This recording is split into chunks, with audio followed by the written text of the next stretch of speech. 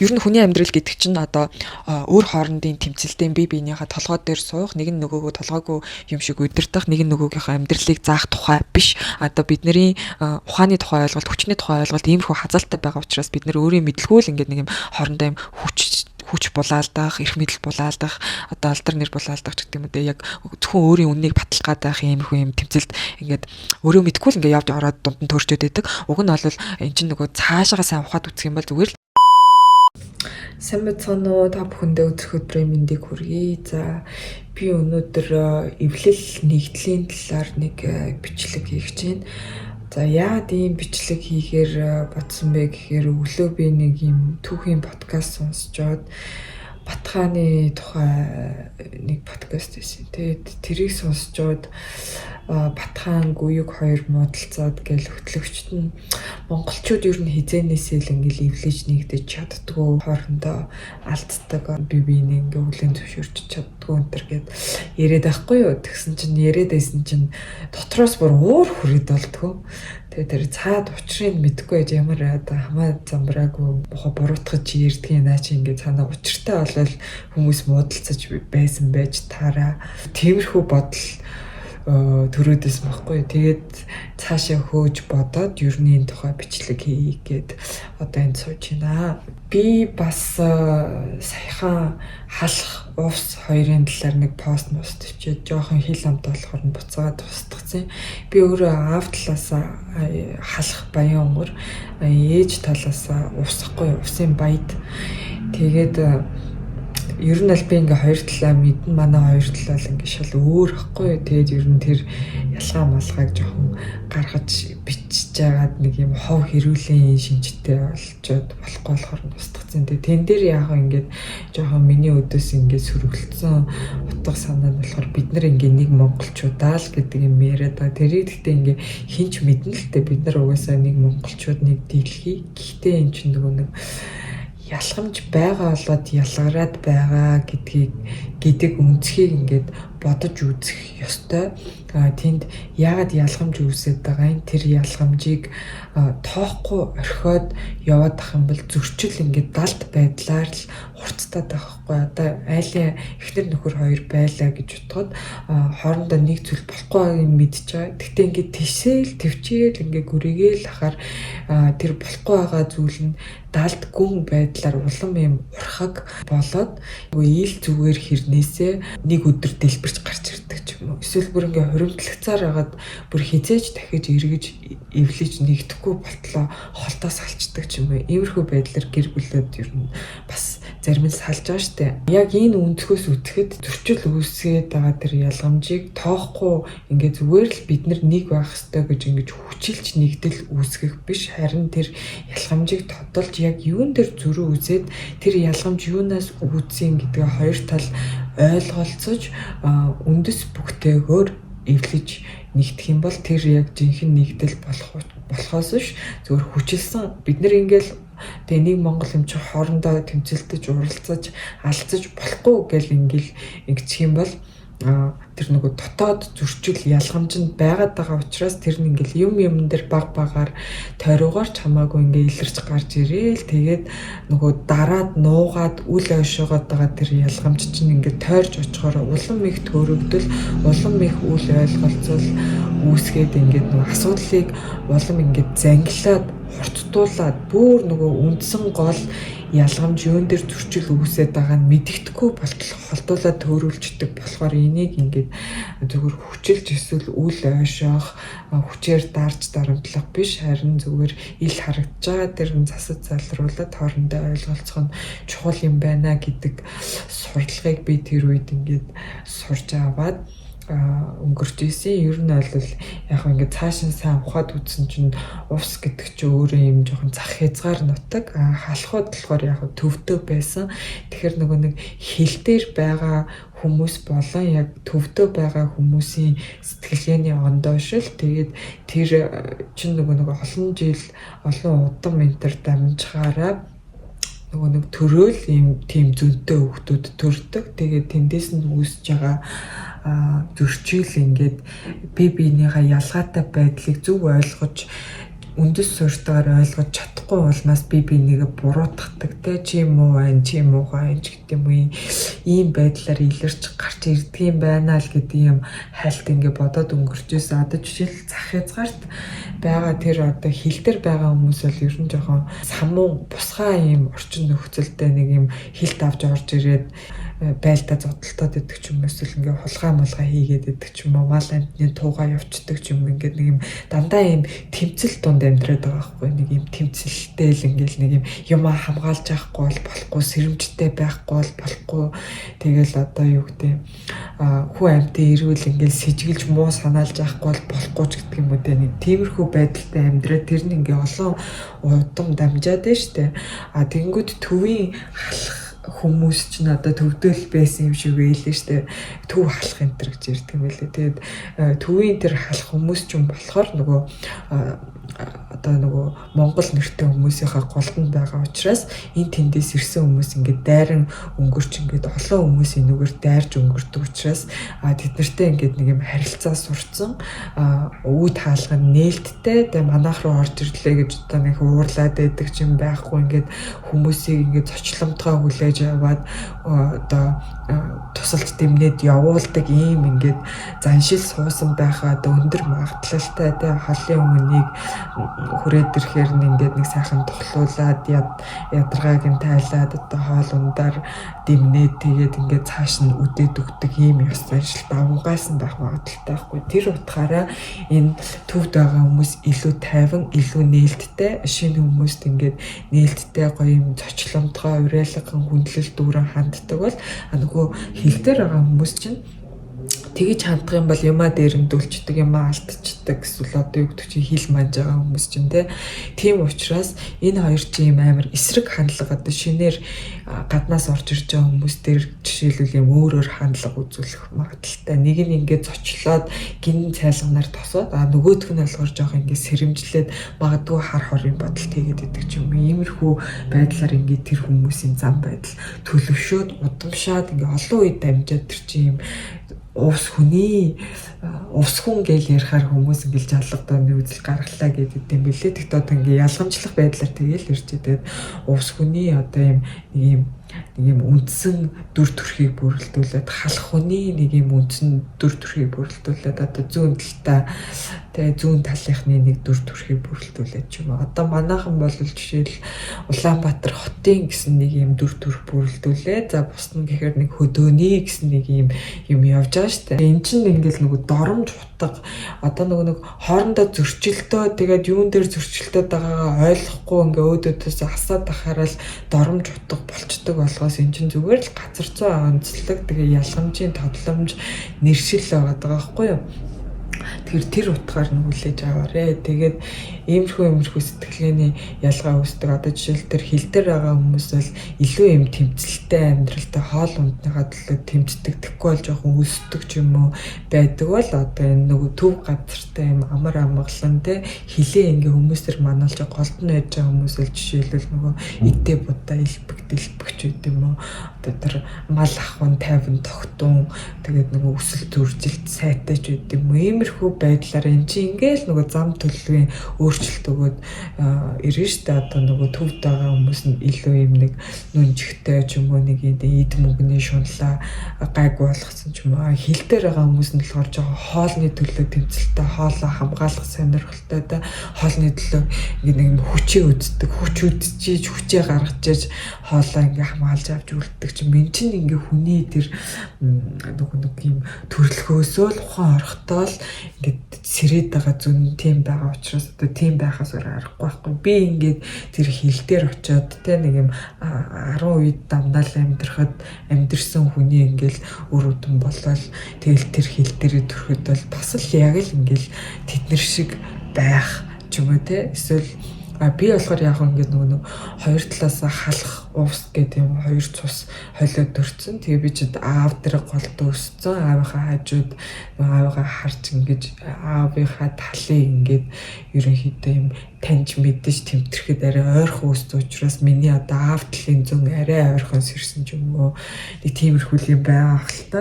Ер нь яг тэр тэмцэлтэй байдлаасаа шалтгаалаад одоо нөгөө хязгаарын тэр ус талын хүмүүсийн жишээлбэл давуу тал нь гэх юм бол аюу юм арчаатай хүмүүс эд ч аминдаа арчаатай одоо ажилсаг хөдөлмөрж одоо юм юмыг яг ингээл тултал хийдэг ч юм уу те аюу юм хүчтэй зан чанартай төвийнхэн бол эсрэгээр нэг жоохон залхуу наалгаар за тэгэл нэг юм гин цайлган хаяа гин тэнэг дүүч гэмээр юм шиг ингээл эн чинь нөгөө сул тал нь давуу тал болол давуу тал нь сул тал болол ингээл хувьсаал ямар үед яаж илэрхээр өөрчлөгдөд байгаа болохоос ерөнхий шинж нь л нэг нь тэр хил манаад байгаа хүн юм аа нэг нь төвд байгаад байгаа хүн юм аа гэдэг дээр л суурлаад янз янзын характер гаргаад ингээ ялгамж үүсээд явчихж байгаа байхгүй. Тэгэхээр энийг хэрвээ ингээ хідүүлээ ингээ ойлголцсны үндсэн дээр одоо нэгдэл ярьж болох гэдэг байхгүй. Та нар минь одоо бидний хөлийг манж өгд юм байна. Одоо баярлалаа тий.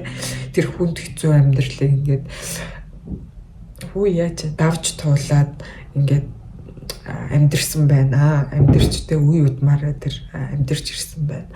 Тэгвэл энэ төвд байгаа хүмүүс чи юу хийж байгаа гэхээр чин засгийн бодлого барьж байгаа л үү те төвдөө байгаа болохоор ерөнхий нөгөө нэг ингээд баруунаас ч хүн зүүнээс ч хойноос ч урдаас ч ингээд нэг юм төвдөө нэг юм мал ахуйгаа төвлөрүүлээд голтой хамгаалж байлгадаг байх.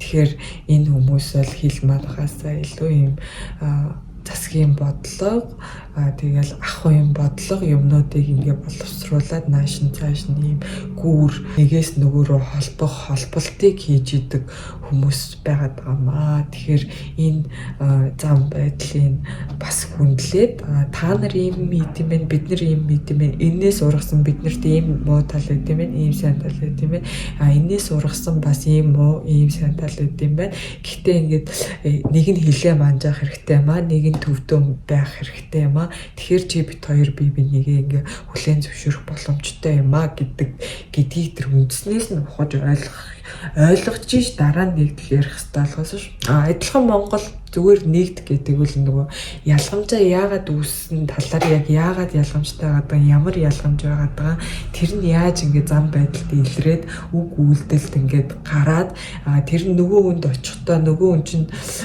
өөрийнхоороо тусгах штэ ингээд нэг хүн хэлэхдээ өөрийнхоороо гаргаж хэлэхээр нөгөө хүн өөрийнхоороо тусгаж аваад байгаа байхгүй. Тэгэхээр чинь нэг хүн өөрийнхөө сэтгэлгээгээр л хэлж байгаа. Тэгэнгүүт шал өөр сэтгэлгээтэй хүн тэр үгийг чинь сонсохдоо өөрийнхоороо тусгахдаа надтай дайсгэн чи над руу дайрч ийн гэж ингэж хүлээж аваад байгаа байхгүй. Өөрөөс нь өөр аваад байгаа болохоор юу н өөр байгаад байгаа тодолчвол тэр өөр байгаад дээр эргүүлээл зөвөр ойлгох боломжтой байхгүй. Тэрийг хийхгүйгээр хүчээр эв нэгдэл ярих юм бол энэ зөрчил ингээд зайлшгүй. Тэр чинь ингээд яахад зүг гар баруун Монгол гэдэг ингээд бүр тусдаа нэртэй болтлоо одоошод явсан. Тэр чинь түүхэн уул мөрөө үлдээсэн шүү дээ. Хоорондоо дайсгансан тэр он жилүүдэд амьд байсан өвгдөөдсөн удамшлаа одоо бидний тусаар гүйж байгаа. Тэгэхээр тэр мэдээлэл байгаа л гэсэн үг. Тэр нь дотроос нь хатгадаг ч юм уу те. Тэгэхээр энийг ингэж уул үндэснээс нь зангилааг нь тайлж иж ард нь эвлэх нэгдэх бол амархан болно. Зангилааг нь тайлахгүйгээр зүгээр хүчээр эвл нэгд битэж ялга давдуудаа гэдэг ингэ тулгаад байх юм бол энэ нөгөө зөрчил нь нэг удаа амаа хариулаад буцаж тойрч одоо жилийн дараа ч юм уу 2 жилийн дараа улам ингээд хоригдлогдсон ширүүн дайрлах ширүүн үг юм бүр юм дайсгаас үйлдэл болж гэж гарч ирээд тэгээд зөрчил улам хурцддаг учраас энийг ингээд үл тоож хүчлэх биш харин учрыг нь олж үндсэнд нь юу байгааг сайтар тодолж үндснээс нь хөөж зангилааг нь тайлж ингэж эвлэх нэгдэх үйл ажиллагааг явуулбал онцтой голчтой байдаг юм байна гэж ойлгож сурч мэдснээр та бүхэнтэй хуваалцаж байгаа юм шүү. За одоо энэ аймаг хоорондын юм яриха байлаад хоёр хүний хоорондын юм ярил л та. Жишээ нь ингээд хоёр дайчин баатар байжээ. Одоо жишээ нь тэр Гүйг Батхааны хувьд гэх чинь л хоёулаа л хаадын удам өгсөн. Тэ хоёлаа л юм ах дүүнрийн хүүхдүүд хоёлаа тэ хан хөвүүд тэ хоёлаа дайчин баатар ингээл хинж бие биенээсээ одоо дутах гэх юм бол байхгүй, хэн нэгнээсээ ирэх багтаа гэсэн юм байхгүй. Тэр нь ирэхээр давуу, тэр нь ирэхээр баг гэж одоо хэн шүүх ёстой юм, яг ирэх нь хинт нь илүү одоо олгогдох ёстой гэдгийг одоо яаж мэдэх ёстой гэдэг юм асуулт гарч ирээд тэрийг зохицуулж өгөх хүн байхгүй байгаа болохоор тэр хоёр ч хоорондоо зөрчилдөд байгаа байхгүй юу. Тийм ч учраас бүгдийн дээр их засаг буюу ер нь бол бүгдийн дээр зүйт ёс байх ёстой. Тэгээд тэр зүйт ёсыг тодорхойлж зэгцлэх зүйт ёс гэдэг нь жамын зүй тогтлыг яг юм онож тодолсон одоо бидний ойлгохоор бол үзэл санаан дээр суурилсан тогтолцоо засгийн ухаан байх ёстой. За тэр ч яг өнөөдрийн бичлэг чи эвлэл нэгдлийн талаар байгаа. За эвлэл нэгдлийг ярихын тулд эхлээ орон зайн тухай ойлголтыг ярих хэрэгтэй.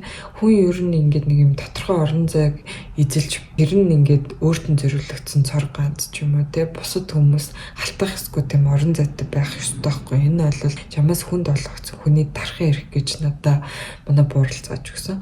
Тэгэхээр энэ орон зайгаа олохын тулд хүн өөрийгөө таних ёстой. Би одоо яг юу чадах юм, миний орон зай ингээ хаа хүртэл хүн хөтлөө те. Би нэг ямархан мөр үлдээчихэд ингээ үхэн гэдэг тийм орон зайтай байх хэрэгтэй байхгүй. Би ер нь юу их гэж төрсөн, юу хийж чадах юм. Энэ хоёр ч тэгтээс өөрөлтөө одоо юу хийх гэж төрснөө мэдээд байгаа боловч тэрийг хийж чадах ч юм байна, чадахгүй ч юм байна. Тэгээд чадахгүй яжиж ингээд нэг юм нэглэх ингээд нэг тэр орон зай руу ингээд хараад зүтгээд байгаа ч юм уу, тэр орон зайгаа эзэлчээд ингээд бусдад өгөхгүй байгаа ч юм уу, тиймэрхүү үед бол эн чинь нөгөө хэрэг байхгүй юу. Тэгэхээр нөгөө хүсэл чадал хоёроо бас ингээд нийцүүлж нэгдүүлж байж өөрийнхөө орон зайг тодлох хэрэгтэй. Тэгээд чадахгүй орон зайд очичоод тийшээгээ шунчаад гэсэн үг шүү дээ. Тэгээд тэр чадахгүй орон зайгаа эрхшээж чаддаг хүмүүс нь оруулахгүй ингээд дайраад байх юм бол одоо чаддаг хүмүүс нь дайрж өөрийнхөө орон зайг эзлэхээс өөр аргагүй байдал руу шахаа үсгээд байдаг байхгүй юу. Орон зайгаа тодлохын тулд хүн өөрийгөө таньсан байх шаардлагатай. Тэгээ өөрийгөө таних гэдэг бол яг ингээл нэг хүн үгээр ч юм уу нэг хүн хэлбэрээр хэлчих аргагүй айгу цогц ойлголт. За ямар ч байсан юу хүсэж байгаа, юу чадж байгаа. Тэгээд энэ хоёрын хоорондын сүлэлтэй гэх юм уу? Юу ч хэлэх ёстой юм лээ. Энэ хоёрын одоо давхцал нь хоорондоо боддоор яаж давхцаж байгаа юм буюу тэр хүсэлтэд хүрэх чадал нь үнэхээр байгаа мó байхгүй мó гэдгийг ингээд боддоор үнэлэхийг одоо өөрийгөө таних гэж нэг зүгээр нэг өнцгөөс хараад хэлж болж байна. За тэгэнгүүт ингээд нэг хоёр дайчин ир бай л та жишээлбэл заавал ингээд Батхан, Гүйг хаан хоёр дээр жишээ гэж бодох хэрэггүй шүү дээ. Зүгээр л юм хоёр дайчин баатар ир бай. За тэгэнгүүт энэ хоёр баатар ир чинь одоо эрх мэдлийн шийдвэр гаргалтын юун дээр ингээ хоёлаа тулж ирчээд ингэж явбал зөв гэд хоёр тишээ хараад ингээ муудалцах гэдэг байгаа байхгүй юу. Тийм учраас зөрчил үүсэж байгаа ш. Түүнээс зүгээр л нэг их зантай хийх юм олж ятсандаа зөрчил үүсдэг байхгүй. Энд чинь ингээ тийм жолоо булаалтаад байгаа. Тэгээ нэгнийхаараа явчвал өөрийнхөө жолоо барих эрх мэдлийг хүнд өгчөөд тэрнийхээ тооцооллоор амьдрах гэдэг штэ. Тэгэхээр чин хэрвээ ингээд нөгөө жолоогоо өгчөөд харсан чинь жолоог нь авцсан ирнээс ингээд шал буруу залаад ах юм бол тэр хүн ингээд мэдсээр ээж ижил буруу замаар яваад тэр буруу замаар явсан хохирлыг өөр төр ингээд амсах гээд байгаа байхгүй. Тэгэхээр хин ч ингээд харсаар ээж ялангуяа мэдж байгаа юм бол харсаар ээж тэр буруу замаар нь дагаал жолоод өгтөд явахыг хүсэхгүй. Наа чи ингээ ийм учраас буруу байна. Ийшээгээ явах нь зүгөөл гэж ингээд тэмцэл үүсгэхээс өөр ямар ч гарцгүй болох байхгүй юу. Гэхдээ яг заавал ингээд нөгөө тэмцлийг амар хурц хэлбэрээр дайн дажин самуу хэлбэрээр хийхгүй байж болно. Нэг сургах, дэмжлэх, засах, тэгшлэх, танин мэдүүлэх гэдэг ийм зөөлөн аргууд байж болно. Уг нь бол дайн хийгээд байгаа нь сургах, тэгшлэх, засах, дэмжлэх, өргөх үйл явцын нэг хэсэг мөн зүгээр л нэг нь шууд мөргөлдөд байгаа, нэг нь ингээд жоохон хугацааг нь сунгаад тойруугаар аясаар аргаар ойртуулж ингэж ойлгуулад байгаа нэг юм хоёр зам мөрөл тодорч болох юм. Тэгэхээр ер нь нөгөө хоорондын зөрчил тэмцэл гэдэг бол ерөөсөө юм удирдлага булаалтж байгаа хэлбэр. Яагаад гэвэл удирдлагыг авсан хүний зоргоор амьдрах гад байгаа учраас тэр удирдлага буруутай авах юм бол хохирлон над дээр буух гад байгаа учраас хохирохыг хүсэхгүй байгаа хүн тооцоолсны үндсэн дээр удирдлагаа өөртөө авч өөрөө мэдэж олон хүмүүсийг бас хохироохгүй араасаа дагуулахын тулд тэр одоо нөгөө манлайллын төлөв тэмцэл өрнөд байгаа маа. Тэгэхээр энд бол тэмцэл үүсэх нь бол гарцаагүй юм уу, зайлшгүй юм уу? Тэмцэл үүсэх ёстой байхгүй юу? Тэгэхгүй болвол ингээд тэр буруу замаар залах гээд байгаа хүнтэй хинч тэмцэхгүй бол тэгэл бүгд л дагаал буруу замаараа бодоод тэгэл бүгд өвөө олноороо хохирно шүү дээ. Тэгэхээр энэ дээр ингээд тэмцэл үүсэж байгаа нэг бодол юм баярламар зүйл. Хоёр хүн жишээлбэл ингээд ямар үед хоорондоо ерөөсөө нэг чигтээ харж чадахгүй байх вэ гэвэл заяа хоёулаа адилхан тооцож байгаа хүмүүс бол тэмцэлтгийн оронд андлаад нэг тишээгээ бүр илүү хүчтэйгээр төрж явж чадахгүй юу. Хоёр хүн ингээд эсрэгцээ зогсчод байна гэдэг чинь энэ хоёр дээр ялгамж үүсэж байна л гэсэн. За ямар ялгамж байж болох вэ гэхээр нэг нь бардам, нөгөөх нь галтай. Ийм хоёр хүний хооронд л заавал эсрэгцэл үүснэ. Бардам гэдэг нь юу гэсэн үг вэ гэхээр өөртөө итгэх итгэл нь бэр чадал нь цээжинд нь оволцоод байгаа хэрнээсээ яг танин мэдгүй яг чадвар яг тооцоолон бодох сэтгэлгээнийх нь цар хүрээг нь нэгэд харах юм бол өчүүхэн буюу ингээд нэг юм амиа байжсэн өөрөөсөө нэг алсрахгүй ч юм эсвэл нэг юм алт биеийн нэр алдрыг мөнгөний төлөө ч юм өчүүхэн зүйл дээр зангилаатай тэндээ юм тушаатай байгаа нөхцөлд тэр хүн бол ингээд мэдлэг нь жижигхэн хэрнээсээ итгэл нь амар сүрчин дарч юм сүртэй байна гэсэн. Тэгэхээр энийг би ингээ хоосон бардам гэж нэрлэж байгаа. Нөгөө хүн бол ингээ дээр доор өө дуруугүй баруун зүүнгүй ингээ бодоод байна гэсэн. Тэгээ шатрын нүүдлэр бол ингэж нүүх юм бол дараа нь би ингэж хэвдэлх юм. Ингэж нүүжээд ингэж шаглаад ингээд мадлах юм байна да гэд ингээ бүрэн тооцоол хийцэн хүн бол тэрэндээ бас итгэлтэй байж болохгүй. Тэгээд нөгөө манай бууралчин юм хоёр судар буулгахтай энэ итгэлийн талаар энэ итгэл гэдэг ойлголтыг хамгийн ихээр тайлбарлаж зангидсан байдаг хгүй. Тэгэхээр энийг яагаад ойлгох нь чухал юм бэ гэхээр энэ бол ерөөсөө ингээд нөгөө зөв шийдвэр гаргах хамгийн гол үндэс суурь нь ингээд ямар итгэл байгаа вэ гэдэг дээр үндэслэж суурилдаг. Хэрвээ ингээд бүх зүйлийг тогтоосон аюу өргөн цар хүрээтэй тооцоолол дээр тогтсон ийм бат итгэл буюу буурлынхаар бол юм галтай хүн бол тийм хоосон бардамд хизээж бууж өгөхгүй шүү дээ. Яаж ингэ ботсон ч тэрний тооцоол ингэ дутуу харагдаад байгаа тиймэр толгойгүй амтан байгаа шүү дээ. Тэрийг ингээл зөвшөөл дагаал за би өөрийгөө дарчи нэгдлийн төлөө гэж ингэж явахгүй байхгүй. Та нар ингэ бодтой хүүхэд чинь ингээд өдөөс чинь сойзоор жорлоо угаая гэд дайраад байл л та. Тэгвэл сойзоор жорлоо угаадгүй ингээд сойзоор ам угаад юм аа. Чи ингээд сойзоор жорлоо угаачаад наадаа байрандаа тавь буцаагаад ингээд ам угаах юм бол чи өвчин туснаа гэж хэлээд байхад ойлгохгүй. Би бол өөртөө итгэж чинь те. Би бол энэ сойзоор яг одоо ингээд энэ жорлонг угаах хэрэгтэй гэж бодож чинь гэд байвал ээж нь одоо ингээд харж байгаа л тэгээ манай гэр бүл эвтэй нэгдэлтэй байхын төлөө би ингээд хүүхдээ сойзоор жорлонг нь угаалгаад тэгээ дараа нь амын угаалгахыг хүлээн зөвшөö гэхгүй сте. Эрүүл ухаан бол угаасаа тэгж чадахгүй. Тэр хүүхдэд яагаад сойзоор жорлон угаачаад дараа нь амаа угааж болохгүй вэ гэдгийг ойлгуулахын тулд ямарваа нэгэн арга хэмжээ авна. Ингээд бардамтан итгэлтэн гэлэрчдөө цэвэр итгэлтэн. Одоо яг итгэл гэдэг чинь ингээд нэг юм төвшөндөө байдаг аахгүй. Нэг хэдийн эрийг мэдчихээ тэр хэмжээндээ хөөрх итгэл тогтно. Тэгээ юм жоохон байсан ч итгэл тогтно. Тийм учраас бардам хүмүүс ч өөртөө итгэлтэй байдаг аахгүй. Өргөн цар хүрээнд мэдээд ах тусмаа л юм итгэлийн цар хүрээ томроо явна гэсэн үг. Тэгээд бүр ингээд бүрэн мэдж байгааг нь буурал гал гэж нэрлэдэг байгаа аахгүй. Тэгэхээр ингээд гал гэдэг үгээ оролцуулж ярмаар байна. За тэгэхээр ингээд бардамын эсрэг гал ингээд тулж байгаа тохиолдолд хэрвээ тэрийг ингээд нөгөө бардамаа зааж сургах засаж тэгшлэх юм цаг хугацаа байхгүй тохиолдолд энд бол зайлшгүй шууд ингээд шууд мөргөлтөө шууд дайн шууд хүчээ үзэх ийм нөхцөл бүрэлдэхээс өөр аргагүй.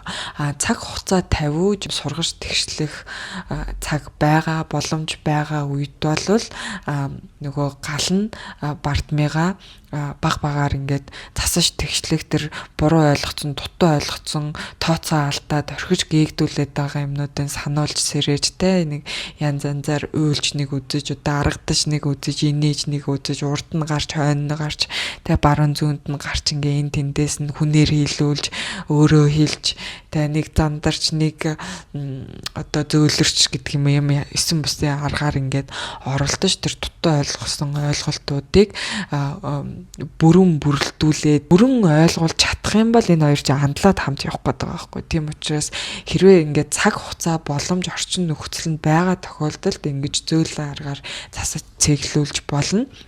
Тэгэхэд бүр ингээд цаг нь толцсон. Бүр ингээд аминд толцсон үед бол гал ингээл одоо нөгөө өөрийнхөө тоцооллыг хамгаалаад өстой ингээд нүүр тулаад шууд дайтахаас өөр аргагүй.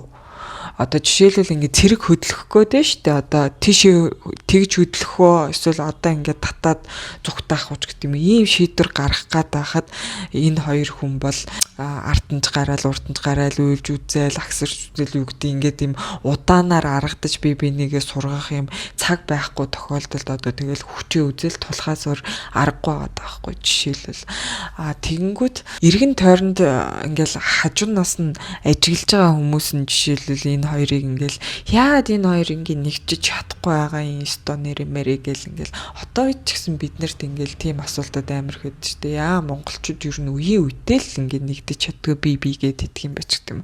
Тэр би гэдэг нь артаа ингээ шалтгаантай.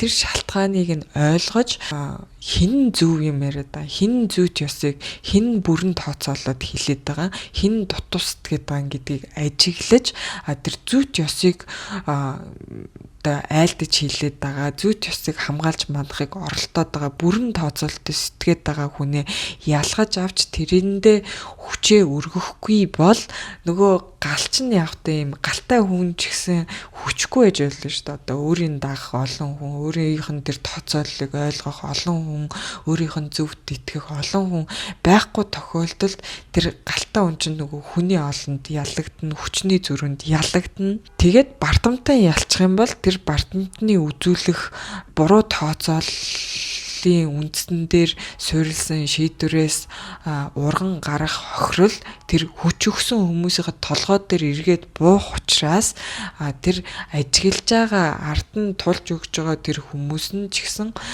сайтар энэ дайн тулааны тэмцэлтэй зөрчлийн үйл явцыг сайтар ажиглаж зөв хүнээ өргөхгүй бол өргөсөн хүнийхээ удирдлагын дор өргөсөн хүнийхээ хуриалсан тэр зүйт ёс гэж нэрлээд байгаа тэр чиглэл дор яваад тэгээд дутуу тооцсон байвал хохирлын толгой дээр амсаад бүрэн тооцсон байвал нөгөө найдах за тэгж ярихгүй мэн. Уг нь тэгж ярих юм байна. Гэхдээ би тэр үгийг мэдтгүй. Найдах, нийтах, нойтах, нээдах, нээвдах ийм таван тухын тухыг би дээрээ авах нь байна. Ийм сонголтын ирмэг дээр байгаа учраас тэр ажиглаж байгаа хүчээ өргөж байгаа хүмүүс ч гэсэн маш анхааралтай байх ёстой байна. Галтай хүн байлаа гэж бодоо. Галтай хүн бардамтантай үзээ хүч хүрдгүй те олон хүн тооцоолыг ойлгохгүй байна. Олон хүн тэр хий хоосон тооцоолд итгэж байна. Олон хүн тэр хий хоосон тооцоолтой адилхан сэтгэлгээтэй. Энэ үед бол галтай хүн бол угаасаа хүчин мөхөстнө. Тэгвэл галтай хүн одоо жишээл яах ёстой юм гэхээр хүчин мөхөстөд одоо хараас хүчин мөхөс байх чинь бас шууд ингээд дай хийгээд яваад орвол өхөөл одоо амьны гарч залах гэдэг байгаа байхгүй. Тийм болохоор хүчээ сайн тооцож жоод хараас дийлэхгүй байвал яг төр дагаад шууд ингээд дайтахаас татгалзаж байгаа нь бол цаг хожиж байгаа хэлбэр нөхгүй. Тэгээд ингээд жоохон цаг хугацаа гаргаж аваад тэр цаг хугацаанд тэр дутуу тооцооллыг яаж тэр бардамтанд ойлгуулах вэ? Яаж засаж тэгшлэх вэ гэдэг дээрээ төвлөрөөл бардамтны тооцооллыг бүрэн болгочих юм бол энэ галтай хүний санаа амраал тэгэл зөвөр тэр чихтэй тэр чи одоо нэг юм хүнийг дагж гин гэсэн үг ерөөсө биш болчихж байгаа байхгүй. Тэр тооцооллыг бүрэн л хийлгээл одоо өөрийнхөө бодож байгаа тооцооллыг тэр бардам хүн хоосон тооцоол дээр нэгтгээд ийм бүрэн гоё тооцоол боловсруулаад чигийг нь олуулчих юм бол одоо тэр хүнийг дагаал одоо хүний удирдлаганд ороод ингээ явж байгаа биш. Одоо ариун ингээл өөрийнхөө зам чиг мөрийг ингээд саад хаалтгүйгээр хөөгөөд өөрийнхөө амар амгалан олох гээд олон хүнтэй нийлээд нэгдээд явж байгаа л ийм үзэгдэл болох байхгүй. Энийг болохоор яг нэгдэл гэж хэлээд байгаа. Түүнээс нэгдэл гэдэг чинь нэг нь ингээд мундаг сайндаа тороож гарч ирээд бусдыгаа бүгдийг ингээ хүүхэлтэй олгоод толгойгүй олгоод удирдахыг хилдэггүй. Нэгдэл гэдэг чинь зүгээр л ингээд зүйт ёсыг тодлоод эсвэл ингээд тодолж чадсан бусдаа ингээд тэр зүйт ёсыг ойлгож ухамсарлахад нь туслаад ямарваа нэгэн байдлаар дэмжлээд зааж чиглүүлээд засаж тэгшлээд тэгээл зүгээр л зүйт ёс гэдэг чинь энийг л хэлдэг юм байна. Энийг ийм учраас болдгоо юм байна. Энийг ийм учраас болдго юм байна. Энэ ийм учраас худлаа юм байна. Энэ ийм учраас үний юм байна. Жам гэдэг чинь ийм юм байна. Хүн гэдэг ингэж ил амьдрах ёстой юм байна гэл бүгд зөвшөөл нэг тийшээгээ хараад амар амгалангоо олохыг нэгдэл гэдэг байхгүй. Тэрний өмнө бол хазаалттай сэтгээд байгаа хүмүүсийг засаж тэгшлэх, дэмжлэх гэдэг үйл зайлшгүй өрнөдөг. Тэгээ заримдаа цаг хугацаа байхгүй амьд тулцсан тохиолдолд дайн дажин үүсээд хоорондын тэмцэл зөрчил нэг энэ тэмцэл зөрчилтэй байдлаа хүчээр нэгтгэх гэж оролцсноос үүдэлтэй зангилаагаа олохгүй юунаас болоод зөрчилдөд байгаагаа ойлгохгүйгээс үүдэлтэй гинт тесэрч бугшижаад гинт тесэрч хоёр талаас мөргөлдөх байдлаар иймэрхүү хизээч ивэлдэггүй юм тусгаар байдал дайн дажин бие бинийгээ устгах мөхөөх байдал руу ингээ шилжиж ордог. Тийм учраас ялгамжийг үл тоох биш харин ялгамжийг таньж мэдэж зүйтэйгээр зохицуулах хэрэгтэй юм байна. Ер нь хүний амьдрал гэдэг чинь өөр хоорондын тэмцэлтэй бие биенийхээ толгой дээр суух, нэг нь нөгөөгөө толгойгүй юм шиг удирдах, нэг нь нөгөөгийнхөө амьдралыг заах тухай биш. Одоо бидний ухааны тухай ойлголт, хүчний тухай ойлголт иймэрхүү хазаалттай байгаа учраас бид нэр өөрийн мэдлгүй л ингээд нэг юм хоорондоо юм хүч булаалдах, эрх мэдэл булаалдах, одоо алдар нэр булаалдах ч гэдэг юм үү те, яг зөвхөн өөрийн үннийг батлах гадах иймэрхүү юм тэмцэлд ингээд өөрөө мэдгүй л ингээ явж ороод дунд нь төөрчөөд байдаг. Уг нь бол эн чинь цаашаага сайн ухаад үзэх юм бол зүгээр л бие биенээсээ суралцах, бие биенийхээ дутууг нөхөх, тэгээ байх ёстой орон зайдаа байх, тэгээ бие биенийхээ орон зайг хүндэтгэн тэрийг оршоох, тэрэнд нь халдахгүй байх. Дөрөөсөө ар мана харилцан хүндлэл инрэл гэдэг ийм үндэстэй зүйл юм аа. Тэрнээсээ төөрч учраас л ийм хүчний тэмцэлтэй эрх мэдлийн булаалдаан оройн дээдийн өрсөлдөөн болоод төөрөгдөд байгаа байхгүй бид нар. Тэр анх эхлэхэд л халах ба ус гэж ярьжсэн. Тэр чинь жишээлбэл тэр хязгаарт байгаа хүн, төвд байгаа хүн хоёр мэдээж ялгамжтай.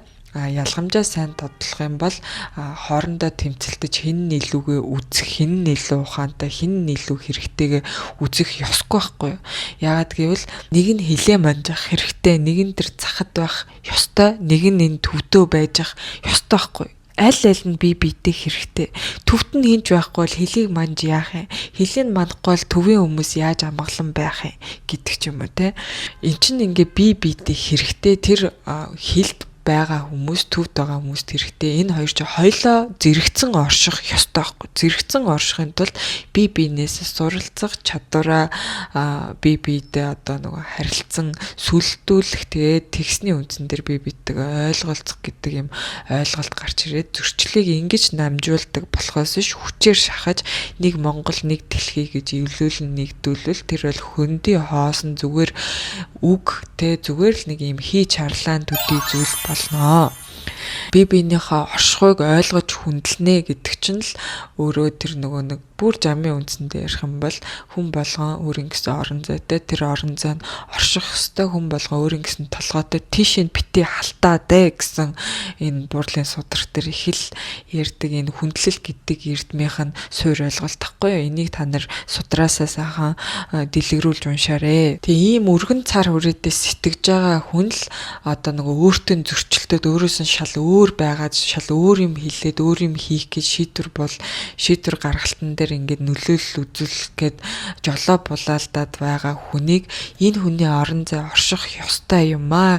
Энэ хүнээс би сурах юмаа сураад энэ хүн надаас сурах ёстой зүйлийг би ингээд сургах ёстой юм аа гэж юм засах, тэгшлэх өнцгөөс харж засгийн ухаанаар сэтгэж чаднаа. Ийм өргөн цар хүрээтэй сэтгэлгээ байхгүй бол зөрчил үүсээд энэ өргөн цар хүрээтэй сэтгэлгээг ингээ байдгийг ч тэмтэрэхгүй үүднээс юунаас зөрчилдөд байгаа мэдгүй дотроос уур хүрээл бардамл төрөөл ингээл өөрийгөө хамгаалгаал нөгөө хөө хуяг агсаал ингээл дайн эхэлдэг байх нэ. Тэгэхээр нөгөө сургана гэхээр заавал ингээл айлдаал номлол илээл байхыг бас хэлэхгүй. Тэгэл сургахаа тулвал хэлсэн шүү дээ. Цаг хугацаа бага байвал шууд хүчээр далайлгана. Цаг хугацаа байгаа тохиолдолд илүү уран нарийн бойжуулах, мэдлүүлэх, дэмжлэх гэдэг ийм аргуудыг хэрэгжилж болно. Тэгээ энийг нөгөө цаг хугацаа орон зайтайгаа уялдуулж хизээ хаана хинтээ яаж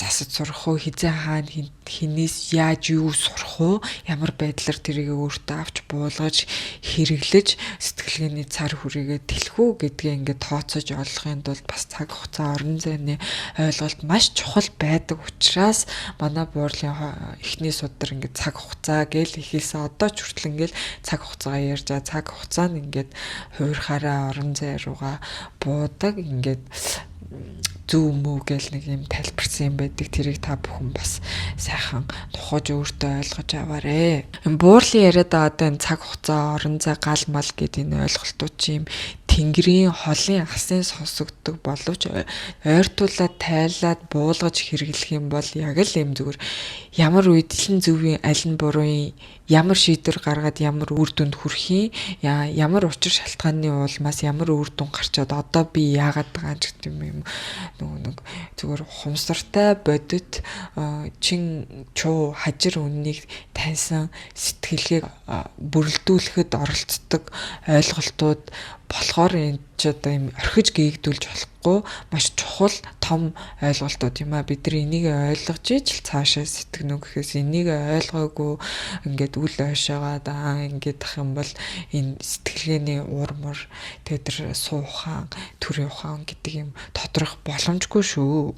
Тэгээ ер нь бол дайн хийсэн ч засахын тулд дайн хийдэг. Эсрэгтэн тэмцвэл зүйт ёсны төлөө тэмцдэг.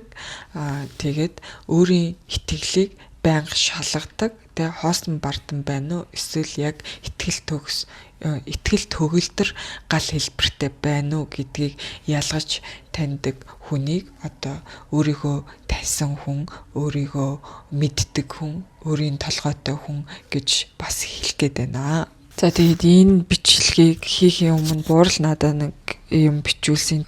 Тэрийг уншиж өгөөд энэ бичлэгээ дуусгачээ. Хоёр хүн ингээд яагаад одоо хоорондоо муудалцдаг вэ талаар асуугаад тэгээ итгэл ба бардамл ингээ хоорондоо тулах үед юм болж болно гэж. За тэгээд ингэсэн байна.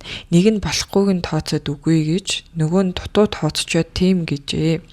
Энэ хоёр хүмүүнийг яаж нэгдүүлэх вэ гэвэл нэг нь нөгөөдөө тооцоогоо хэрхэн зааж ойлгуулах арга барилаас шалтгаалнаа.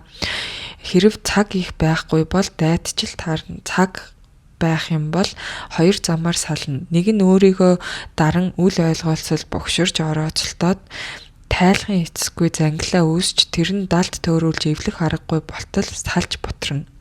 Хоёр дахь зам нь болохоор нөгөө нь багаар зангилааг тайлж дундын зайг ойртуулж хин хичээж ойлголцож эвийг олно. Энд нөгөө нэг ер нь зааж байгаа нь ч тэр сурж байгаа нь ч тэр орон зайгаа мэдэрчтэй би хүнээс юм сурах хэрэгтэй юм байна. Нөгөөх нь би энэ удаад энэ хүнд юм зааж өгөх хэрэгтэй юм байна гэдэг тэр орон зайгаа сайн мэдэрч ингэж мэдрэх нь одоо хоорондын ойлголцлын их үндэс болдог гэдгийг анхаарах хэрэгтэй. Тэгэхгүй ингээд нэг нь юм заах гэдэг нөгөөх нь бас юм заах гэдэг. Тэгэхээр чи энэ хоёр хүн чинь хэцүү болчдөг байхгүй. Тэгэхээр энэ сурах хэрэгтэй хүн би сурах хэрэгтэй юм байна гэдгийг мэдэрч байх нь аюул чухал. Сургах ёстой хүн би одоогор те ингээд би хэдий зөөлөн дуугүй байж болно. Гэтэ би одоогор ингээд сургах ёстой хүн байдгаа гэдгийг мэдэрч ингээд хүчээ авах интерес санаж сэрж явах ёстой юм байл шүү. За тэгээд цаг тулсан, амь тулсан үед шууд тулна. Жинхэнэ итгэлтэн бардамтнаа доороо байлгаж толгойг нь чиглүүлж байж л цаг амгалан байна шүү дээ. Тиймээс хоосон бардам нь ялчхвал хохирлон чиний толгой дээр шүү гэдгийг бодож зүгээр хараад суулгүй хүчээ өргөж байх нь тун чухал та. За энэ нь болохоор нөгөө нэг харж байгаа хүмүүс нь зүгээр л эвлээч нэгдээч гэл ингээл дотор нь ороод мэдсэн юм шиг ингээл нэг шүүгээл шүмжлээл идэв штэ. Тэрнийхээ оронд зүгээр тэр бясалгалаа дотроо хийгээ те. Тэгээд энэ тал нь ялчвал миний толгой дээр бөөн хохирол бууж ирэх юм бэ шүү. Энэ талаа дэмжихгүй бол болохгүй юм бэ шүү гэж ингээд нөгөө яг нэм бүрэн зүйтэй тодолж чадсан гэж одоо бодож байгаа тэр талдаа хүчээ өргөх нь маш чухлаа. Тэгэхгүй ингээд хоосон бардам нь ялчих юм бол хохирол нь тэр дагуулж байгаа олон түмэн дээр буугаад ирэх учраас энд бол ингээ хүн бүхний оролцоо бас маш их байдаг бахнэ. Тэгээд хүчээ өргөх хүн байхгүй бол тэр зөв зүйтэй тооцооллын үнэлэх хүн байхгүй бол галтай хүн байсан ч итгэлтэй хүн байсан ч одоо тэгэл нэг удаадаа бут цохогдоод ялагдах тэгээд нөгөө хоосон бардамтныхаа доор ороод барлаг болоод явах үйл явдал одоо бишгүй л тохиолддог байх нь дээ хүмүүс минь. За тэгээд үүгээр энэ бичлэгээ тусгацгаая. Судар авахыг хүсвэл миний Facebook хаяг болон Instagram руу чатчид хаяг утасны дугаараа явуулаад хүргүүлээд аваарэ. Эхний судар маань бол 8 оюуны бэлчирт гэдэг энэ 45,000, энэ цаг хугацааны судар нь болохоор 75,000 гэдэг ийм хоёр судар гарсан байгаа. За тэгээд бичлэгээ тухлан сууж таалан сойрхсон та бүхэндээ баярлалаа. Дараагийн бичлэгээр уулзтлаа. Түр баяртай.